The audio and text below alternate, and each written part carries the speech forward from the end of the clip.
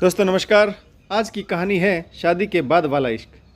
तो कहानी शुरू करने से पहले जो भी चैनल पर पहली बार आए हैं चैनल को सब्सक्राइब करें और ऑल का आइकन जरूर प्रेस करें ताकि हमारी आने वाली सभी कहानियां आप तक सबसे पहले पहुंचे। तो चलिए शुरू करते हैं आज की एक नई कहानी। उड़ीसा की नियमगिरी पहाड़ियों के बीच बसा एक गाँव लखपतदार। इस गाँव की जीवन शैली बहुत ही साधारण है। लोग कंदमूल फल का खाकर जीवन निर्वाह करते हैं। यहाँ की सबसे महत्वपूर्ण जीवन रक्षक वनस्पति है 40-50 फुट लंबे ताड़ के पेड़।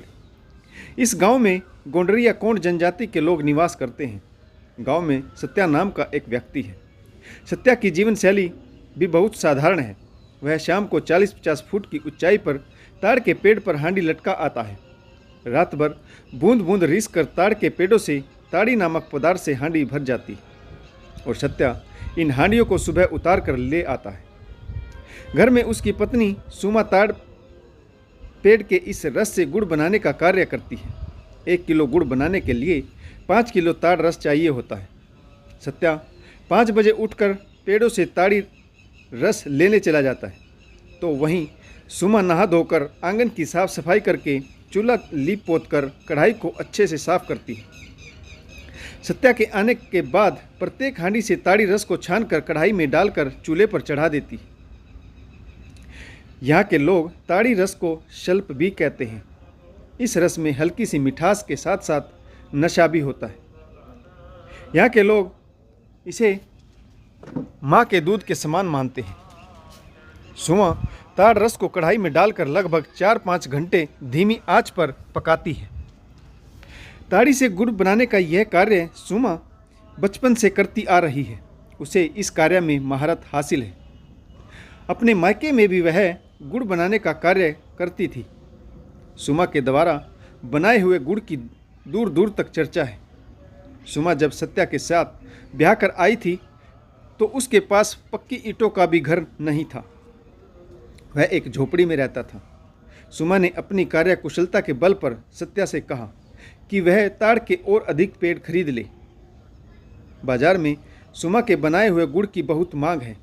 इस प्रकार ताड़ रस से सुमा गुड़ बनाती रहती और बाजार में सत्या को गुड़ का अच्छा दाम मिलता और उसका गुड़ सबसे पहले बिकता। सुमा अपने पति सत्या की आर्थिक स्थिति को मजबूत करना चाहती थी। उसने इसके लिए कड़ी मेहनत भी की। वह दिन भर धूप में तप कर ताड़ रस से गुड़ बनाती। उसके बनाए हुए गुड़ का स्वाद अलग ही होता था। सत्या भी ऐसी जीवन संगनी पाकर बहुत खुश था। सुमा पढ़ी लिखी नहीं थी परंतु जोड़ तोड़ का गुण उसमें बचपन से था। वह हमेशा ही पैसा बचाने और आर्थिक मजबूती पर विशेष ध्यान देती थी। सुमा देखने में बहुत अधिक आकर्षक नहीं थी। वह बहुत अधिक बन ठन कर भी नहीं रहती थी परंतु उसे साफ सफाई का बहुत अच्छा लगता था। सत्या का घर उसके आने से स्वर्ग बन गया। शादी के 2 साल भीतर ही सत्या ने पक्की ईंटों का घर भी बना लिया। गांव के सभी लोग उससे ईर्ष्या करने लगे।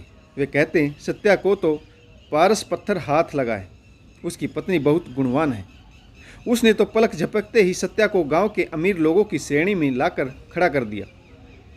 गांव के सभी लोगों का मुख्य व्यवसाय प्राय ताड़ रस से गुड़ बनाकर बाजार में बेचना ही था परंतु सत्या की कमाई के आगे सबकी आमदनी फीकी थी। बाजार में जाते ही सत्या का गुड़ तुरंत ही बिक जाता और घर आकर सत्या चूल्हे के पास जाकर बैठ जाता जहाँ पर सुमा गुड़ बनाती रहती थी और सत्या उसे प्यार से निहारता रहता।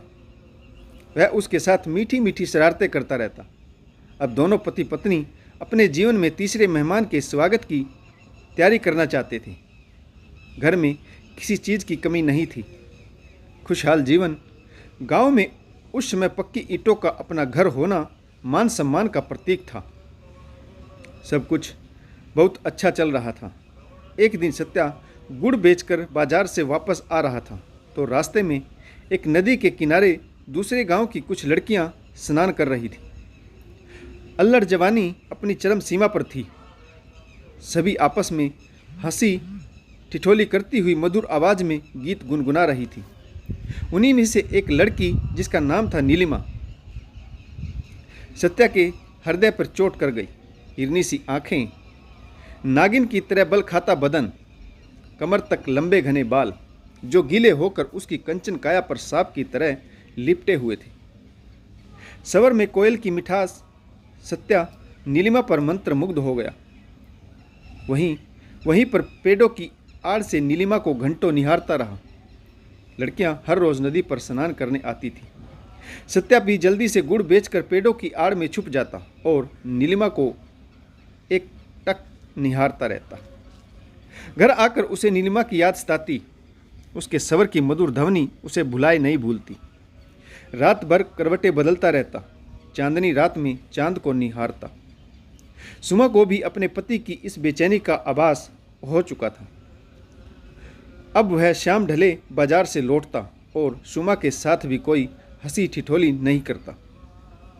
ताड़ के पेड़ों की देखभाल करने में भी वह कोताही बरतने लगा, जिससे पेड़ों से रस निकलना कम हो गया।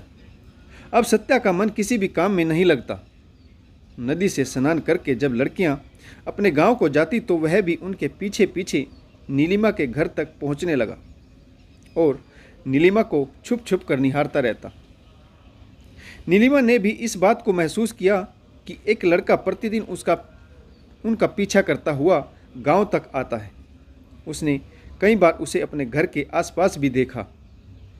नीलिमा के घर में उसका बुजुर्ग पिता था जो घर का खर्चा चलाने में असमर्थ था और घर में बैठे बैठे ही ताड़ के पेड़ों की टहनियों से टोकरियां और दूसरी सजावटी चीज़ें बनाता था। इसी से घर का गुजारा चल रहा था। सत्या एक दिन अनजान मुसाफिर बनकर पानी पीने के बहाने नीलिमा के घर में पहुंच गया। पानी पिलाते समय नीलिमा और सत्या की नज़रें आपस में टकरा गई। नीलिमा भी सत्या को पहचान गई थी कि यह वही लड़का है जो प्रतिदिन उसका पीछा करता है, और वह मुस्कुराकर अंदर चली गई। सत्या नीलिमा के पिता के पास औपचारिक बातें करने बैठ जाता। नीलिमा के पिता को भी सत्या की बातें अच्छी लगी और लगभग प्रतिदिन सत्या नीलिमा के घर आने लगा। उसके पिता के पास बैठकर इधर उधर की बातें करता रहता। बीच बीच में घर के काम करते हुए नीलिमा भी दिख जाती तो नज़रों की प्यास भी बुझ जाती। सत्या और नीलिमा छुप छुप कर मिलने लगे।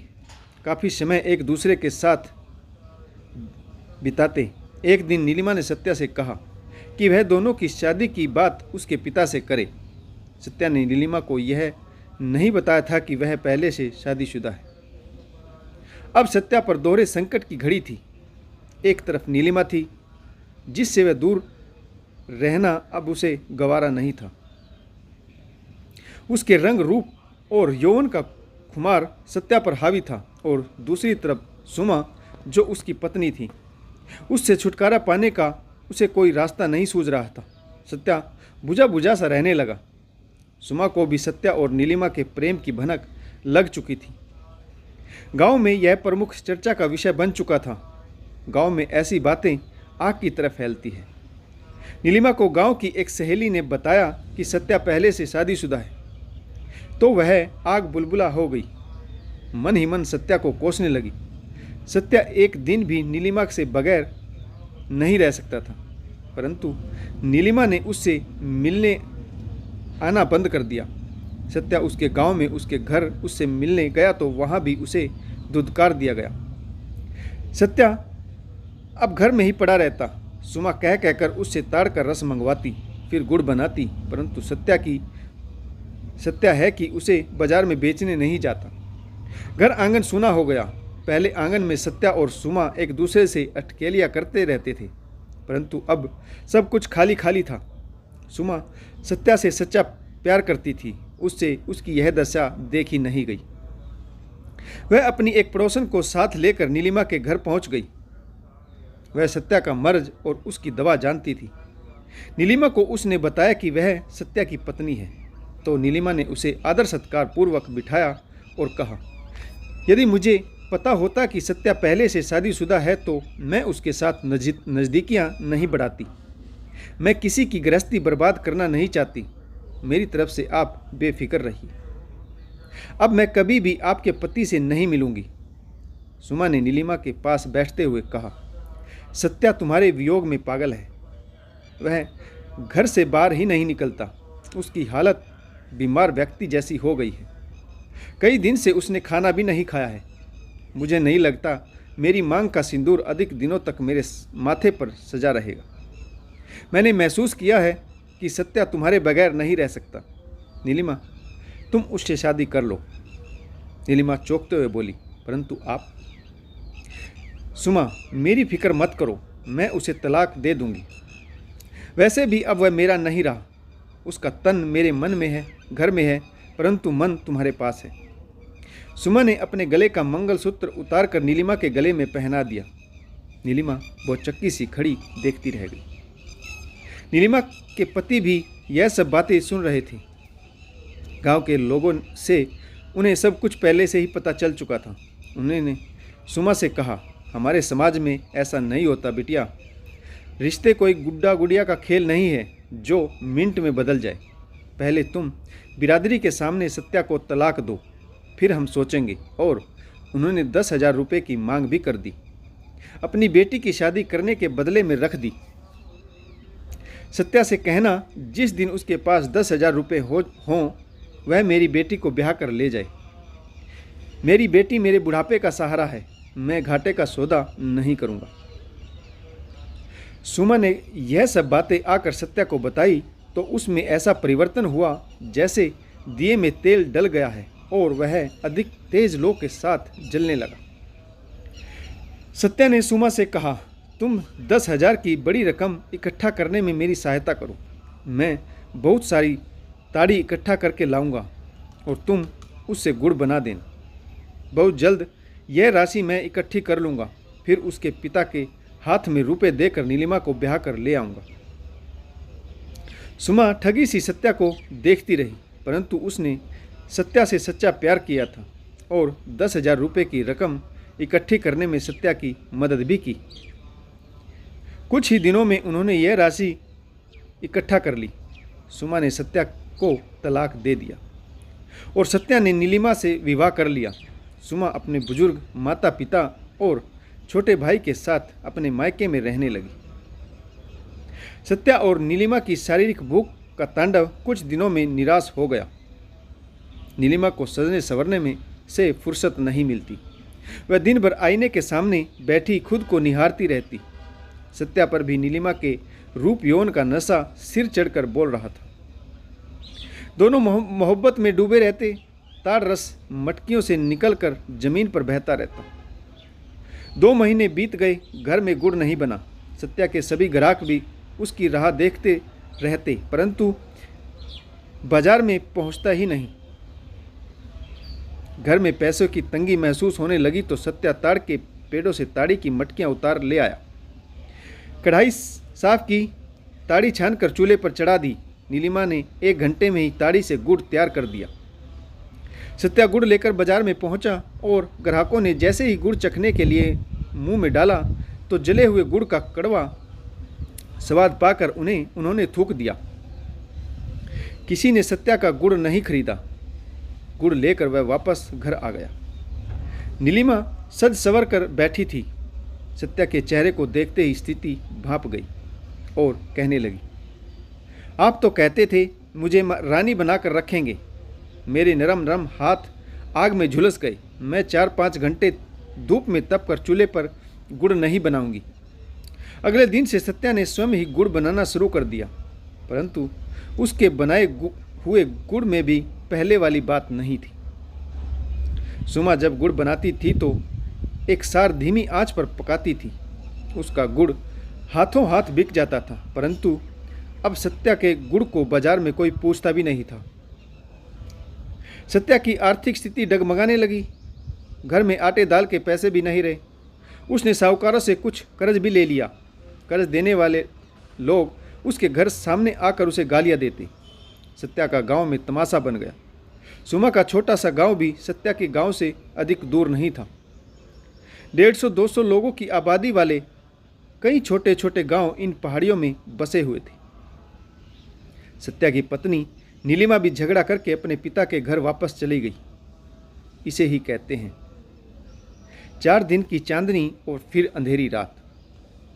सत्या की ऐसी दुर्दशा की बात सुमा तक पहुंची। उसे बहुत दुख हुआ, परंतु वह क्या कर सकती थी। सत्या ने अपने स्वार्थवश उसे त्याग दिया। सुमा ने सत्या के जीवन को सुखमय बनाने के लिए तो खुशी खुशी अपने सिंदूर का भी त्याग कर दिया था। चारों तरफ से हताश होकर एक दिन सत्या सुमा के घर पहुंचा। वह सुमा से माफ़ी मांगने लगा। अब उसके होश ठिकाने आ चुके थे, परंतु अब क्या होए जब चिड़िया चुग गई खेत। सुमा ने कहा, सत्या, मैं तुम्हारी मनसा समझती हूँ, सभी बातें मुझे पता है, परंतु आज इसके साथ और कल उसके साथ घर बसा लिया, जी चाहा जब छोड़ दिया और जी चाहा तब वापस बुला लिया। वास्तविक जीवन में ऐसा नहीं होता। मनुष्य के नाते मैं तुम्हारे के लिए सिर्फ इतना कर सकती हूँ, तुम ताड़ के पेड़ों से ताड़ी इकट्ठा करके मेरे घर पहुँचा दिया करो और मैं तुम्हारे लिए गुड़ बना दूँ। तुम उसे बाज़ार में बेच देना। मेरी जो मेहनत है वह मुझे दे देना, मुझे भी अपना जीवन निर्वाह करना है। तुम्हारी आर्थिक स्थिति भी सुधर जाएगी तो नीलिमा भी वापस आ जाएगी। अगले महीने मेरा विवाह दूसरे गांव के एक लड़के के साथ तय हुआ है। मैं उससे इस विषय में बात कर लूँगी, परंतु एक बात का ध्यान रखना कि तुम मेरे घर कभी नहीं आओगे और ना ही मैं तुम्हारे घर आ जाऊँगी। तुम ताड़ी पहुँचाने और तैयार गुड़ ले जाने के लिए अपनी पत्नी नीलिमा को ही भेजना। तो दोस्तों, सत्या ने शादी के बाद इश्क करके अपनी ज़िंदगी बर्बाद कर ली। बाहरी सुंदरता से अधिक महत्वपूर्ण है आंतरिक गुण व कार्यकुशलता। सत्या ने नीलिमा की बाहरी सुंदरता के पीछे अपना जीवन बर्बाद किया और सुमा के गुणों को वह पहचान न सका। दोस्तों, आपको ये छोटी सी कहानी कैसी लगी कमेंट्स करके जरूर बताइएगा। अगर आपको हमारी कहानियाँ अच्छी लगे तो लाइक करें, शेयर करें और कमेंट्स ज़रूर करें। आशा करता हूँ आपको यह कहानी ज़रूर पसंद आई होगी। कहानी पढ़ने के लिए आप सभी का बहुत बहुत धन्यवाद। जय हिंद, वंदे मातरम, भारत माता की जय। जय जवान और जय किसान।